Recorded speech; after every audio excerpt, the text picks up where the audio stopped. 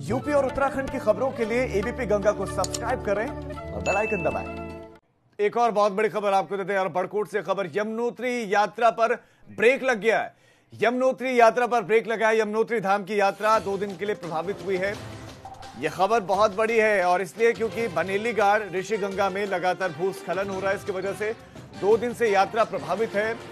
2 दिन से यात्रा प्रभावित है और बनेली गाड़ ऋषि गंगा के पास में लगातार भूस्खलन हो रहा है। मंदिर तक तीर्थ यात्री पहुंच नहीं पा रहे हैं। पैदल मार्ग में कोई वैकल्पिक व्यवस्था नहीं है, यानी कि अगर आपको यमुनोत्री धाम पहुंचना है और अगर आप पैदल जा रहे हैं तो आपका बड़ा मुश्किल हो जाएगा पहुंचना, क्योंकि वैकल्पिक मार्ग नहीं है। यानी कि अगर आप बनेली घाट तक पहुंचते हैं वहां से आप आगे नहीं जा पाएंगे क्योंकि कोई वैकल्पिक मार्ग नहीं है और भूस्खलन वहां पर हो रखा है और भूस्खलन की वजह से आगे नहीं जा पा रहे, यानी कि यात्रा प्रभावित है। आपको बता दें कि चारों धामों की यात्रा इस वक्त चल रही है और बड़ी संख्या में श्रद्धालु पहुंच रहे हैं और श्रद्धालुओं की संख्या को देखते हुए संख्या में इजाफा किया देवस्थानम बोर्ड ने।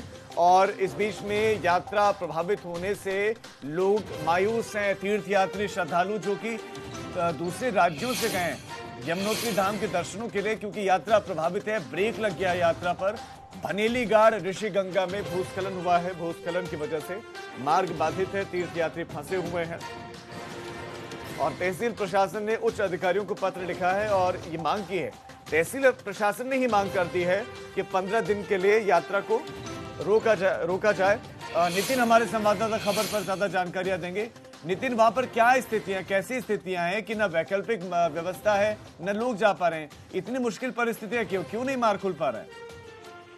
देखिए राजीव, ये सीधा सीधा हम ये कह सकते हैं कि पिछले 2 दिन की सबसे बड़ी ये खबर है, क्योंकि जिस तरीके से पर्यटक या फिर यात्रियों को 4 धाम के लिए उत्साहित किया गया है, बुलाया गया है बिना जो रिपोर्ट है सैंपलिंग के इसकी कोरोना की, उसके बावजूद भी जैसे जिस तरीके से अब यात्री आ रहे हैं, लेकिन ये दुखद खबर उनके लिए, श्रद्धालुओं के लिए जो एक मन्नत लेकर एक मनोकामना के साथ यमुनोत्री धाम पहुंचते हैं। पिछले 2 दिनों से यमुनोत्री धाम की यात्रा पर पूरी तरीके से ब्रेक लगा हुआ है।